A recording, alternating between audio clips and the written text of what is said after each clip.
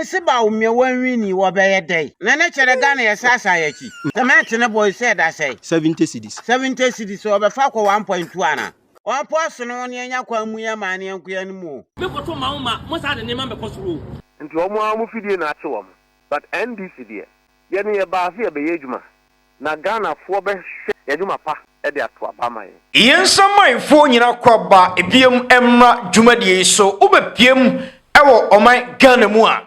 Ghana for a Dinkomo, Ghana for a Kasa after Sir NPP. Wamoko elected Dr. Mahmoud Bawumia as flag bearer for 2028 and what NDC Amano Konuswa TSH at Dinkomo Amasiameno Kasei. Information for Chebanabusia, Esawani, Esasame, and Amekacho, almost say, Wamate say, NPP for no air kikase, NDC candidate Bien who bet me a match Dr. Mahmoud Bawumia, but then NDC for not to jump, NDC for no leaky information beer, I was say, Wamu leaky Edema Ghana for na 2028, Wamu sound rejecting NPP, Amadukono, quick one, Esameno Kasei, Okunimu Ayadin. Ama Dr. Mahmoud Bawumia, but ansana no abusia.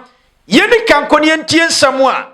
Ghana for Ayeka after say NPP elected Dr. Mahmoud Bawumia as flag bearer. Yakoba information we chip pa.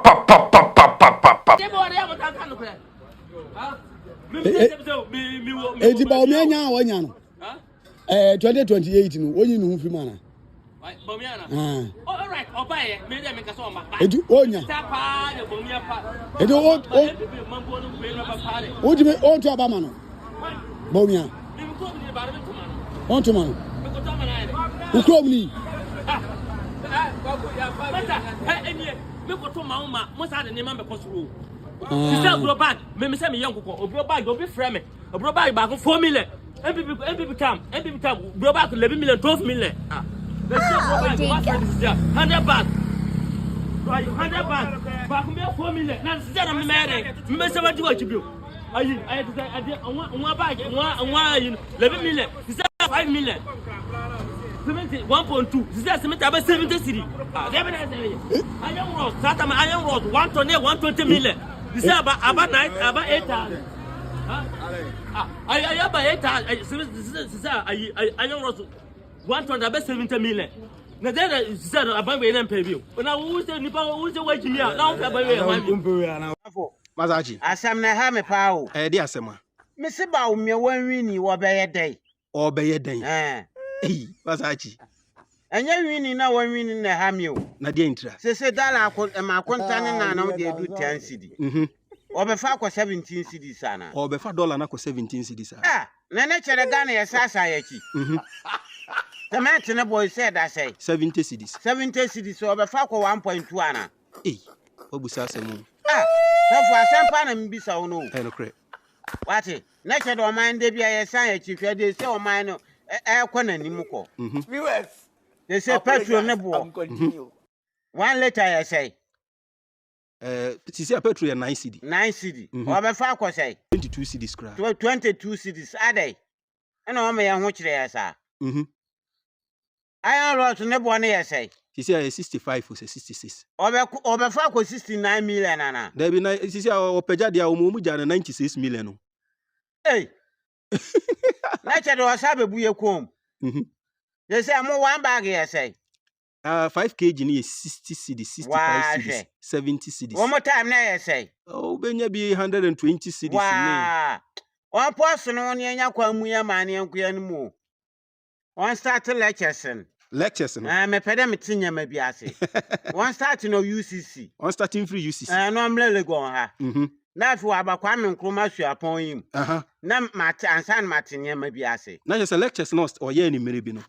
On San Shasi. No, where the other person was starting in tempo. I know what team.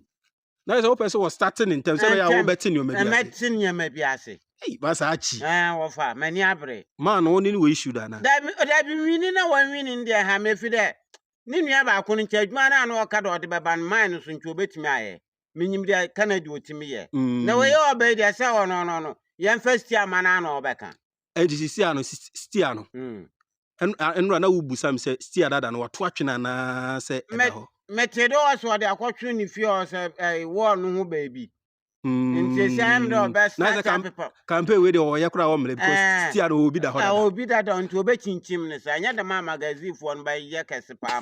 Okay, Commander. Yeah, director. Kind of what started din komo. Of course. Kind of what started kasa. Yeah. But then NDC amon kono so omo din sembe pre e na ba be tuja. Okay. Woman din komo ten afọ Dr. Mahmoud Bawumia ho. Yeah. Ama che say NPP for no ho po. Okay. Aransa na no sama Ghana for AK quick one.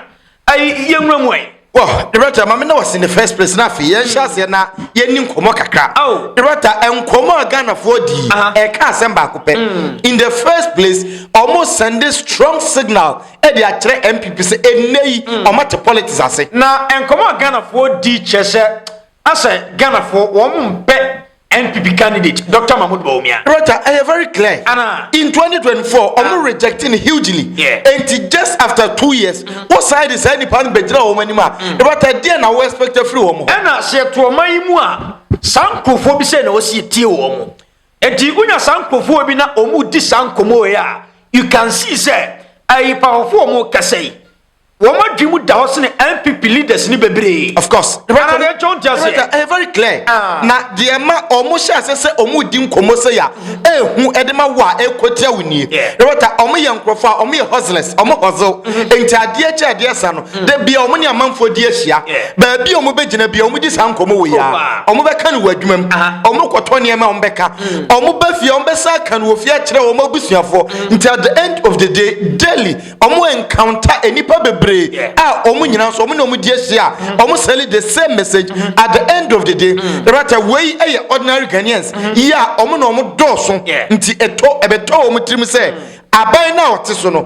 Oye better than MPP candidate. Say ye nim na the Dr. Mahmoud Bawumia ba. E Ghana for ye wie ye no no. Omu say Dr. Mahmoud Bawumia oba be ye den. Omu say ko organizing lectures na. Organizing no.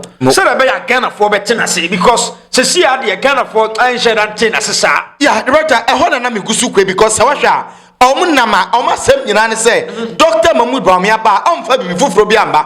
NDC is better than Dr. Mahmoud Bawumia. Enti enei se obetima e bibia omu pese wankasa o blunders ya o committee ye o mistakes no repeat na yen hwa de. Enti enei I say on starting lectures, no. So also what bring? Unim how I manage economy. We started with lectures, and now lecture school for the so Ghana for so, and a convince any to Abama, and then Kufuado, and nay. Do one cast also, and then the one cast now permanent penny. Then with your lectures, sir. Papa no say. Dr. Mahmoud Bawumia, woman you need, because said on another Kufuado a boom mine. Of course, I say, or some Baba Jibatoni be moi. Odo mind be ko bunumu odo mind be to menam enti organize lectures no nchechim ko be fa so be bu mind opese oti bibia anasa say die ebeka director winim asem we ya okay very simple the opese o kire nyina ne say enei Dr. Mahmoud Bawumia oni road map adwen bia ni tirim say oba ekwai we na me pese me de o mind fa so enti say Dr. Mahmoud Bawumia say sa asem ne nya no kra omra bonten on sha sen lecture na on kire ni road map wa draw to ha say obe take over oni be bu o mind no right as it stands say Dr. Mahmoud Bawumia so nim na obon humusuo na trap we okotoma wawu Ghana for masha say dede oh Dr. Mahmoud Bawumia on start lectures ye pese ye 10 year mase on call lectures no e trap e ya menakase no ma boto na nim say onim na on start lectures na wie ye nyina no na commander sanko fo we na o say me can say sorry o say tie wo mo of course because omo na Ghana for na omo na etemfo omo kwa akoto aba no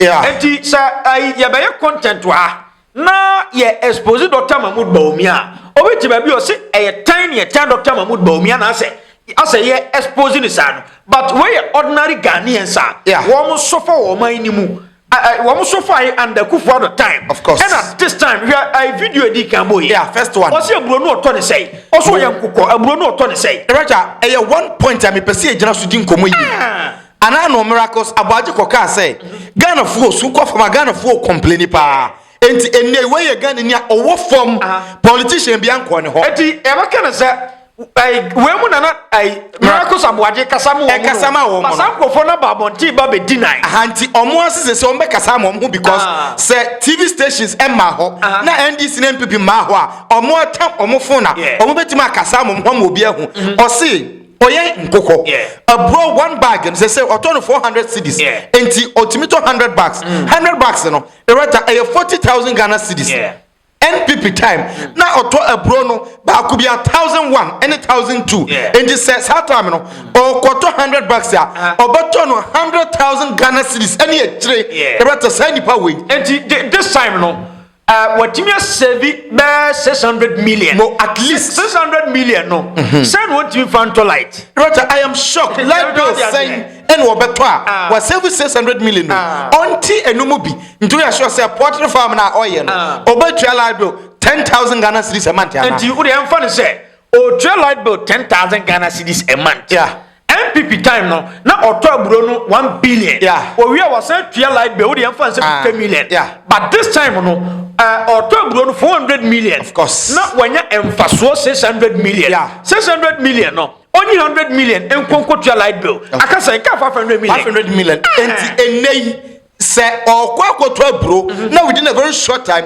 or save 50,000 Ghana cedis from a car now born that dem o ka tell say any pan say onko to abama MPP because any pan say no ho kire no onka da right o say Dr. Mahmoud Bawumia in krom ni asem na da bia me pese o ye MPP ni a patu trim obi asori a ogbako ma oni fie odidi ni fie obi amfa chansen enko obi fie enko didi ade nchim ye hu se bani bi fie amanfo ne omo makuta chansen asalai se omo koje aduane adi endi o si papa ni firi ha enti wotu abama na ehofo betu abama na de oti krom hompo no oni ni nyina kakasa ba akono na dwene se ebe ye de no matima bo akohoma me me de no mahwe wo mo madwuma sam te sen enya wo a woni kakasa ba akono ene obegyina so ato abama very clear Ghana for catch NPP say in 2028 almost standing a chance of winning election who say NDC in share campaign but Ghana for no more from now almost start campaign their mind this when obika say election na ye kono 2028 no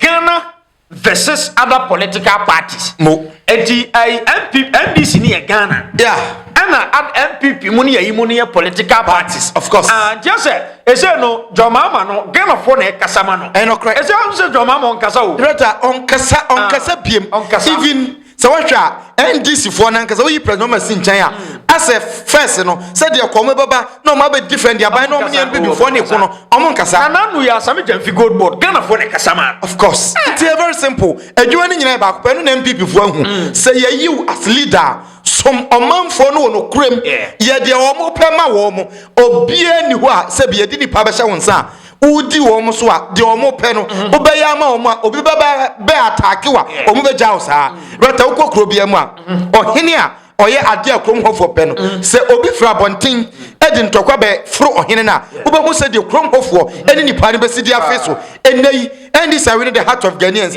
anano na kwabena Japan et worker trust say Ghana for besan aba trust MPP meanwhile Ghana for ayen konta ni nyina de ato ho enti se se a nkonta ida ho yi e die biem NPP betimaye na the sad aspect in say after 2026 Musa Dankwa so ve cross akere say Dr. Mahmoud Bawumia assistance NDC candidate bia odi ne begina bia no obenya more than 53% every 53 ko into Dr. Mahmoud Bawumia doesn't stand a chance of winning election sir ebi so ma fa plan 2028 no mo de ntro be tu NDC for go say omo ye 20 Russia unim we free advice adia ba ko ameka che Dr. Mahmoud Bawumia any MPP fo ni better say we MPP ni na ehye otrim say mo pese mo ba power the major thing was say mo twem ho free ho niema mienu in the first place entro na say so eno so na betim do ma ba o better say the Ghana fo ni ati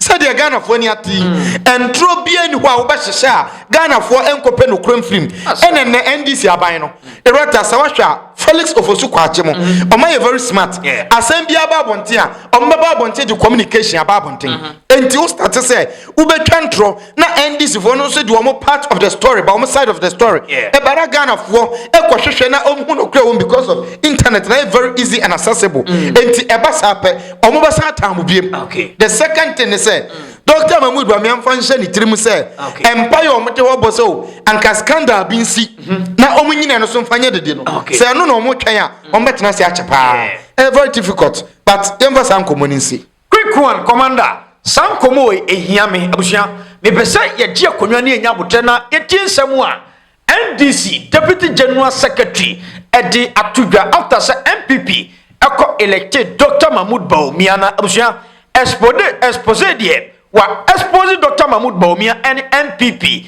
na NDC amayoko no so wan no mo de ne ba 2028 abusua enkomo ni mo de na eja wa toma NPP ne sawani ensese me ena me catch a quick one ay yenya bocha na yentie ne nsem no Saturday omko kuyi om flag bearer maybe after 2024 December election my concern is munyina mu ye nsuo mu ma mutu nsuo mu ana mu hu ni odware yiye na se obi fi mu a untimi hu sade onim agare se omko opposition no munyina beye former officers itu hu de odi kwadu ebo no yiye mana yiye but nyame adarum anna ka say omo asan koyi Dr. Mahmoud Bawumia as flag bearer. Ana nyame adaroma. Yedi echiri edi aso ni yeni ehu de nanado ebe ka no platform ko. Nyina ne say President Vice President Mahmoud Bawumia ene President Akufo-Addo Oma Bobrayi pap. In fact, we Mama Rebecca Freewa, Vice President Mahmoud Bawumia, one of the most competent trainees, loyal accomplices. In fact, a friend of President Akufo-Addo and his vice president for 8 years. Another 8 years as running mate. And we MPP mu bia on nanado eda extra na Dr. Mahmoud Bawumia and ne wasan so abeye MPP leader. So here, let me say nanado repackage na ya ka ho asep no eno na asan so asapezi this year. Now Mustafa, were you surprised the outcome? Nano memne dano. Dabi. The only thing that would have surprised us, let's say, thank MPP executive Eddie Womunai see from thank Omuye Omajumaya. Now in war. Abaymu, Abayno, Subanya, what then a dear. Nanka and Sessa Danado Bassa program maybe. 2. Near the some man a crime crab on the casa. 3. Na enkense so wo mbepene so ama nanado minister bia contest this election no adendra anya mo na fa party din anya wo mo na yetena ha o maboman eni eja wo mo afa so akori package wo mo ho ena o maba so we knew that there was nothing different and 2 nanado a osa ba ho no confirms say they still have appetite for the policies of Ghana. Because unrepentant and 2 who say with the Ghana Bonibia and to wa nanado 8 years at diwa bro. Who say na we hunwa who Bawumia the situation is fixed. Who are Bubu Bank? Who say nanado na hunwa Bawumia and a wuhunu. This is the first time in the history of this country. A buying be at Snabaim. And a political party be at Snabaim. 8 years. One more banso. They say we will protect the public purse. You be we are here to yes. You pa America for chow. So your finance minister mra na bɔne a yɛfii sɛ asi nyinaa ɔno na ɔda ano no ɔmmra mɛtoto na no public space no ɔmo wia na nanado adi anim Bawumia ɛhyɛ mfimfini ɛna 2 is it now na Bawumia sa bɛyɛ lectures anaasɛ ɔba no in another form slogan no bɛyɛ digitalization anaasɛ ɛbɛyɛ fundamentals of the economy. What would Bawumia come and say? Anaasɛ 1 year in opposition no wasan kɔ school before ana is that all it is? Up bottom approach reorganization, up bottom approach, a lazy approach, no? Is that the product, the byproduct? Dr. Mahmoud Bawumia, I don't know. Is that what the NPP want to have as president? The candidate is not fit for purpose. We all know that this fact has been established. Sir, Bawumia's candidature no, has not been groomed to the level that fit for purpose. We all know it. Yebaye, in the last 1 year, even though opposition, I expected Dr. Mahmoud Bawumia to organize a lecture, one single one, and say, look, how President Mahama governing Ghana no, is either cosmetic or is natural, is good for the economy, or the fundamentals have been strengthened. Bawumia ding digitalization yebaye who's na a hawks. So the question is it a new Bawumia or the old one that we know? Number 3, there is no record in this country, sir. A sitting vice president has a record that ultra and throw publicly and answer what can be 1, 2, 3. Uko find out the intro. And the intro no so kran ye o din konkwan sabina o se maye we awanya.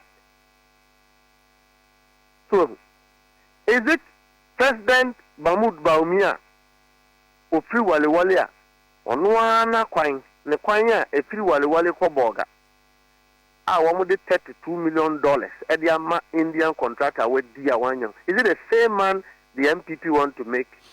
Mustafa, we ya wo kan say no dia wo kan ina no say e Ghana fo enim sam dia, then one can say ene delegate ntu so enim ena still o makwa akoto aba e de ama no onyi ni say they know what we don't know. Oh sir, so uko anifrafu fia nya wo ani ba ko e na o kire o mo kwan. But whether or not it will attract the ordinary Ghanaians, whether or not it will attract all NPP other members, sympathizers, it's another matter.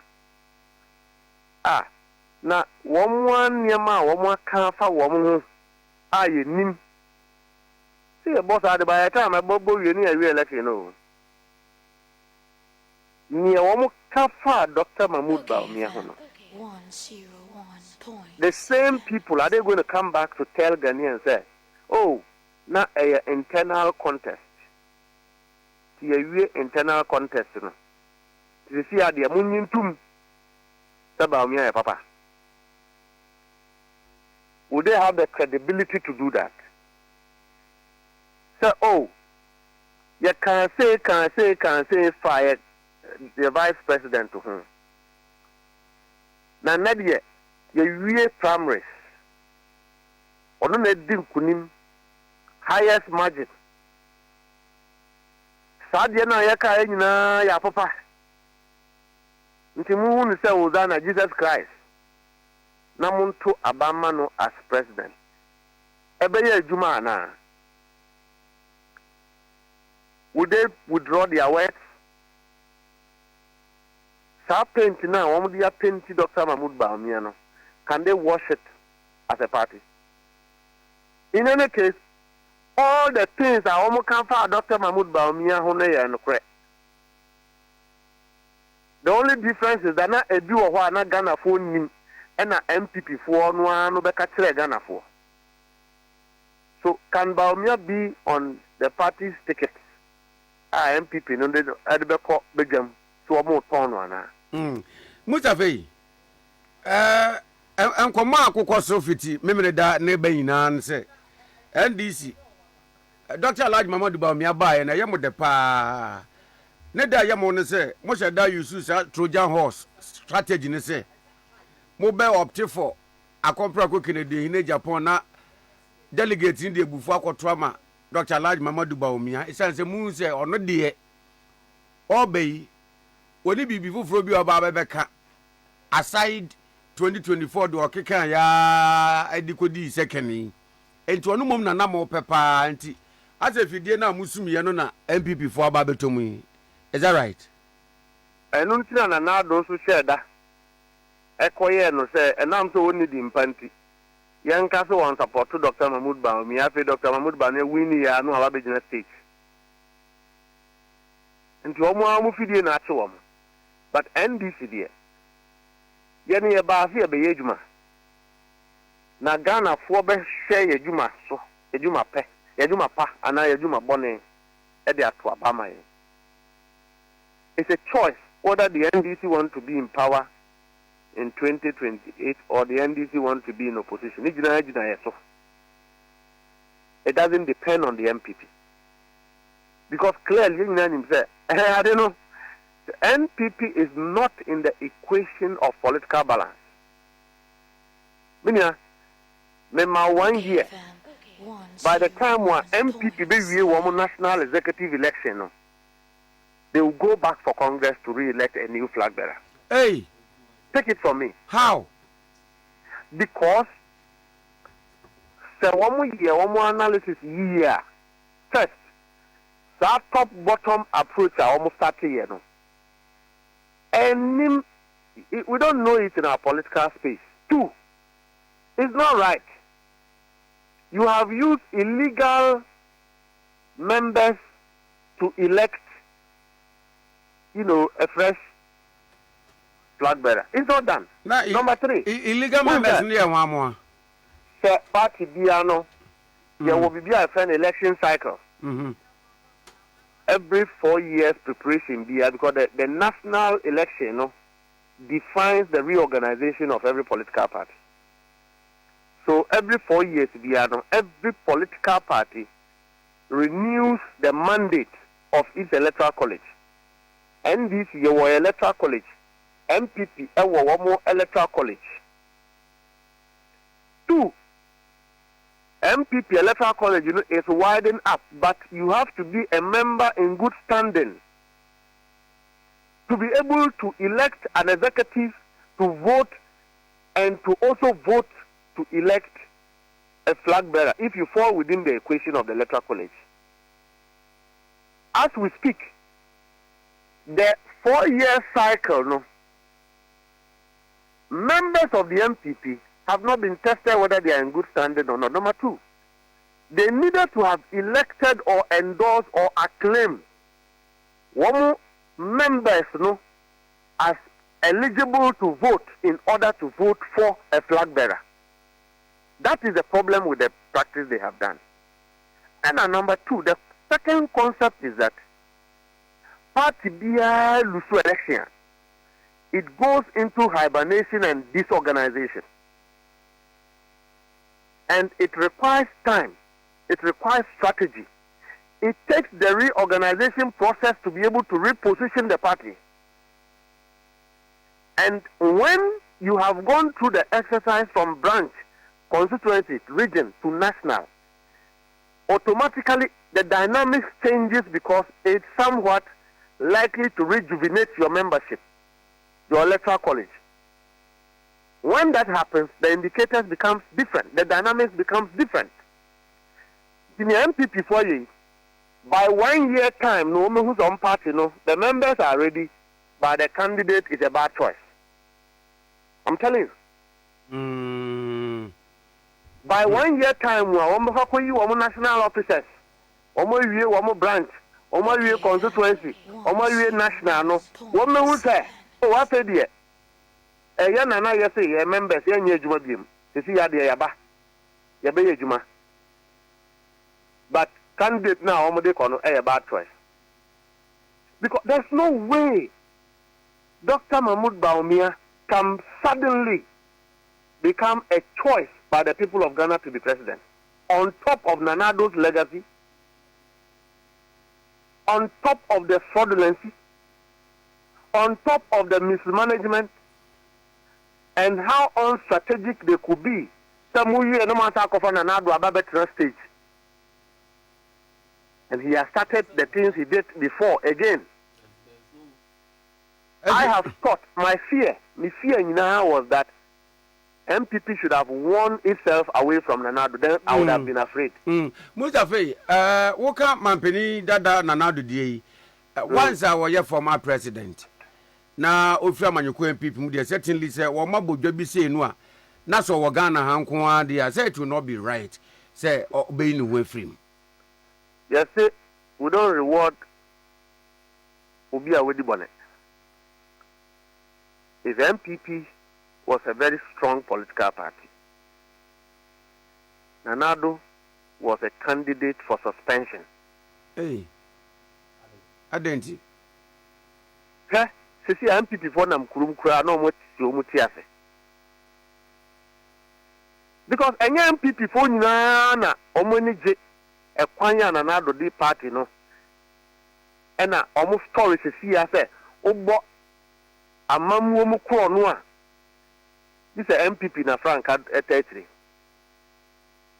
so obo wo mu a omde amamuo be ya adwae a Nanado tetri MPP tetri uka wo mu a omde wo mabusiafo ebebu wo manyi eye yebukata Nanado di enim MPP di etri. But that wasn't the story of the MPP. We all know that. Number 3, Uka Obia, Ofri Konyasono, Wamo party near Tetia Pansam, Audi Musobia, any year. It's Nanado. Obat Francis, one name Sabin Kokoya Ombai, and a Mrantia Wombaka Honso, a book on Jetri, and Womunibri, and a ska. Canon kwa womu wia ya no womu di bibua won party for no ankebo enyema womu fa no aban mu womu de bua party for ankebo MPP abreso so because wo bua party ni agi so bumra okay fam once you and womu ya bekeme bua party na mu ase ne so we yesem training kwa ko school akwa anim na kasa odom MPP kwa no wujane because eyenim guasie Nanado na kofa bai. Ni odi etire Dr. Mahmoud Bawumia. It would have been expected, say, if Bawumia didn't endorse a Niema President Akufo-Addo Ayena, he would have resigned as a vice president. To show, say, a Niema Nanado Yeno, President Nanado Yeno, with respect, then the ministers Yeno. Or no, Dr. Mahmoud Bawumia doesn't endorse it. That it didn't form part of the ideals of the MPP. That too, it didn't form part of the objectives of the MPP coming into power. But what did he do? He participated in it. He's a soul, he's a beneficiary of everything that happened under President Akufo-Addo. In fact, he is the heir apparent and have actually inherited the legacy of President Akufo-Addo. And to as we speak. How is Dr. Mahmoud Bawumia going to convince people? Sir, they took a decision together to construct a national cathedral on Fahuyeska. How is Dr. Mahmoud Bawumia going to convince Ghanaians? Sir, he and Nanado took a decision. Sir, Yankosi Dam, Yankosi factories, Yampeno, one district, one factory. Omudi Huska, Omanya Hujma. How are they going to explain, say, your economic management team, take decision, say, Yenko collapsed banks in the name of banking sector cleanup only to benefit Ken Ofori-Atta. How would they explain to the people of Ghana, say, President Akufo-Addo, they took a decision in the appointment committee that Yemfa Nana Dunia, any finance minister, eminent conflict of interest, and it is actually conflict of interest. As if that is not enough, the man was empowered to steal our money, and he did indeed stole our money. And how are they going to explain that to the people of Ghana? How is Dr. Bawumia going to do that? How are they going to explain, say, COVID. The way to deal with COVID was to haircut. Ya papa nom ya maame nom pensioners a won asom Ghana. Ati won ba bia nya won sika kakra a won de to bank. So oyare a onye bi hwe no ho no. Yenye sika no. Ewie nso a ya chedi na nkokora na mkrum. How would they explain that to the number of people who have died as a result of this? So clearly, maybe 1 year, the NPP will be going for another Congress, because clearly this is a weak card, this is an obsolete card, because it has collapsed. Bawumia's candidature has collapsed, and they've not purged themselves away from the legacy about a good economy, that the NPP is known for that his 8 years being in power as president was anything to write home about. A peace, omefa abutoyem, omefa asetina pabis enshira enfamra Ghana force. But again, once President Mahama is president, the focus, the forthrightness, is very specific to growth and development, irrespective of who you are. And Nempo MPP for Timiko Congress, na boni BNC. It's good governance. 2, young party for no are going to help the president to succeed. We must succeed, because that is what we told the people of Ghana. And I am happy, sir. The small group of people, young men, Omanko Hale, Omanko Yi, Deputy Minister of Finance, Abaye Minister of Finance, Ken, one of whom owned banks for years. Look at what we got. And then economic management team no move than it. Said they were not part of it. Attached to radio to and say, announce a story, say, Dr. Bawumia didn't endorse what President Akufo-Addo was doing. He forgot, say, or no Atacha was a cabinet minister. So we will not relent on our flight, our course, and our quest to see, say, there is stability in this country, there's peace in this country, there's growth in this country, and that every Ghanaian should feel that a government is formed because of the people of Ghana. Under MPP, their government was formed because of Yenuanuma Umfirichebi. Nanadu Fiho. And Yeja without control, and Womo Diboni. The MPP endorsed that thing. We will learn from that and will not make that mistake. See the discipline of President Mahama. Look at his focus as president. And then never be any year. And then never be any betting iron year because I am rare. But Wafa. Yes, what time I will be annoying the woman mean Tisa Adinasi. What time go do in America? What time President Mahama cry? What me who say? But be a Adiane corner. A sumje any pumpuna NDC for the eba.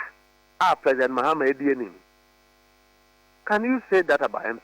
Into young concord that Ghana ye in an be after election the election baba. Ye be who be other 10. But we are determined, sir. Near Kaya see a bayan. Ye I'm a Ghana for what home. President Mahama gave one promise that he will be transparent with the people of Ghana all throughout. That if it is good, he will say it's good as leader of the president. If it is not good, he will say it is not good as leader of this country. and he's championing that agenda. And we will not use the MPP as a yardstick to determine that we are focused, we have our clear KPIs, we have our achievables, and it is ongoing, it is going on. The people of Ghana are happy, and that is what we will continue to do. MPP before that, so per se, because their record is unprecedented.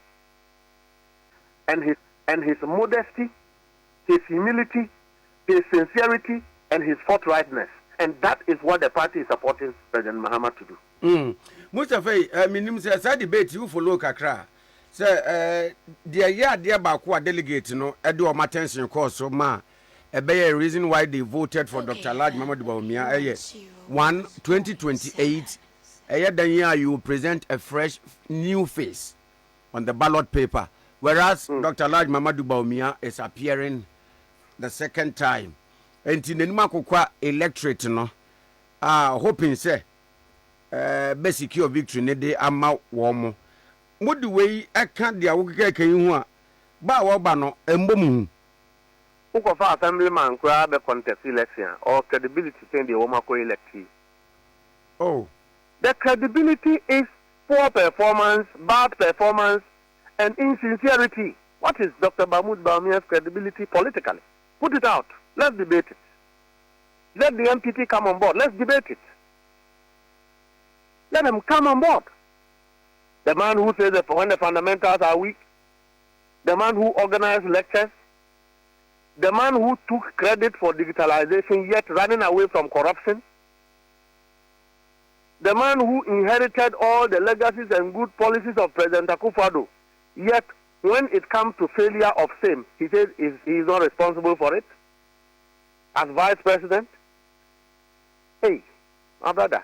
Number two, MPP in Kababia say we are presenting a fresh candidate or not.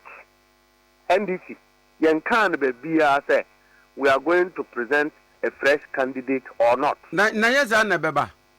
Anyasa na beba edru wa. Yenyen dru hoye. Hey, we have a mandate to deliver. We have a country to build. We have at least 3 years to govern this country.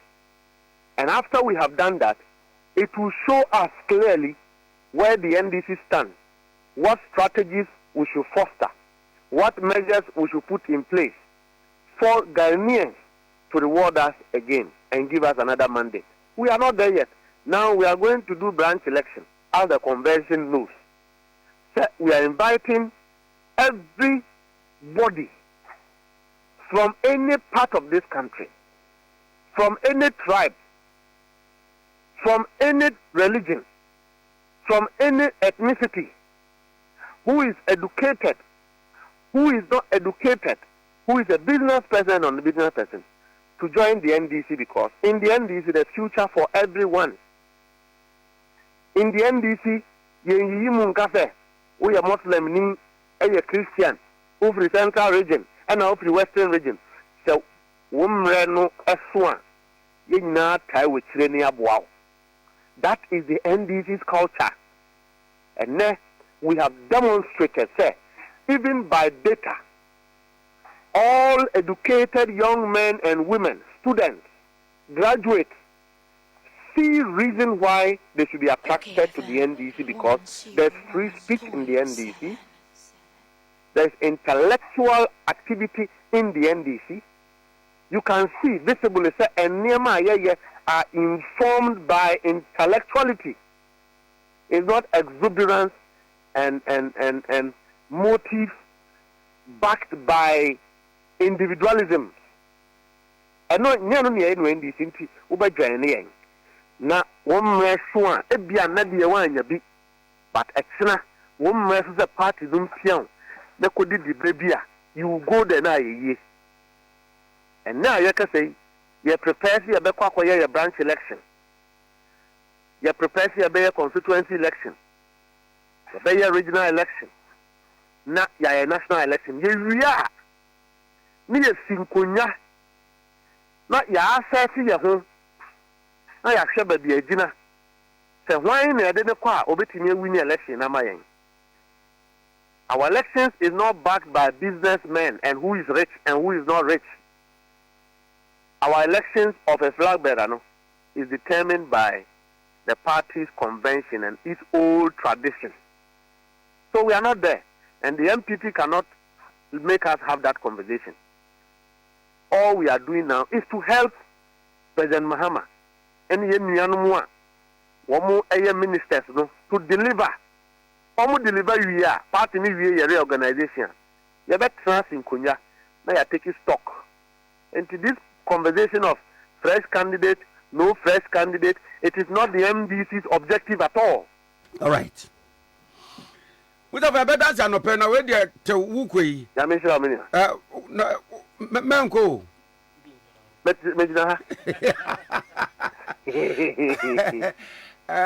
with the Amanyoko, Amu, my NDC NPP, Modern Damohunti.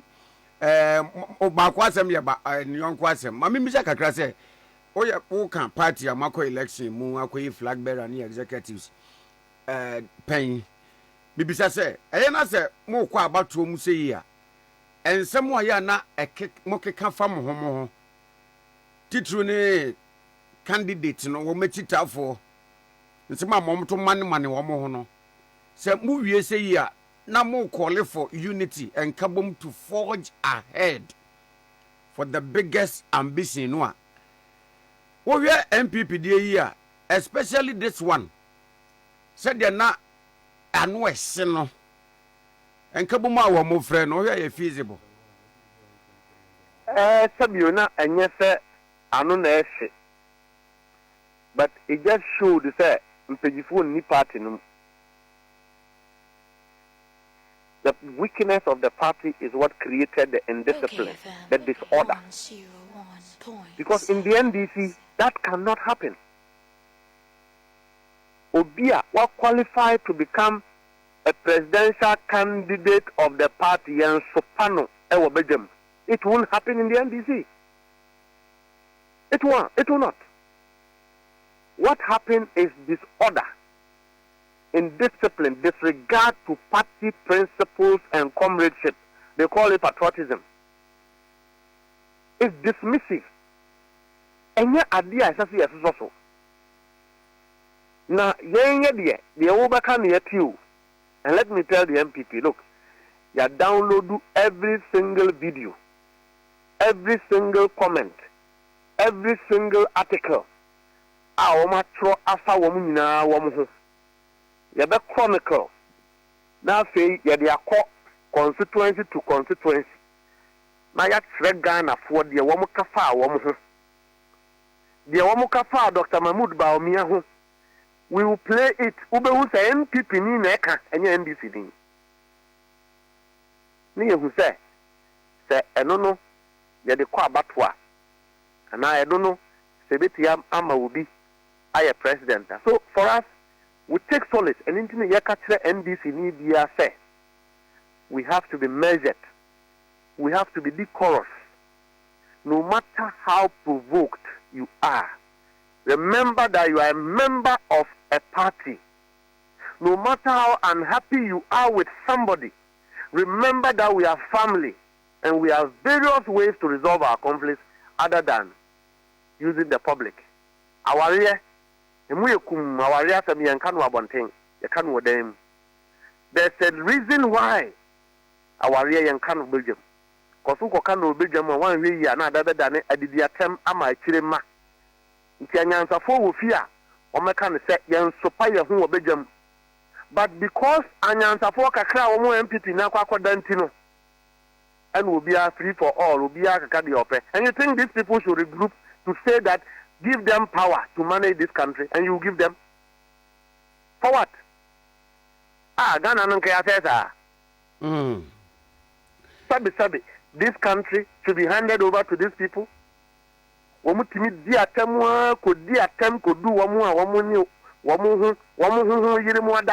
this kind of people. It's disgusting. It's this, and I making propaganda be an answer Mustafa Nwaka we have videos of what they've said about themselves. those who are sleeping with other people's wives, those who are sleeping with other people's girlfriends, and you say all of this. I mean, what kind of, if you are trained properly from home and you join a political party that has discipline and forthright executive with elders, will you go to the public to say a thing like that about your party member and still expect that you should be invited to the table of men, a table of dignity, an office of president, the most honorable office of this land? Oh, my brother, please. Ghana is a serious business.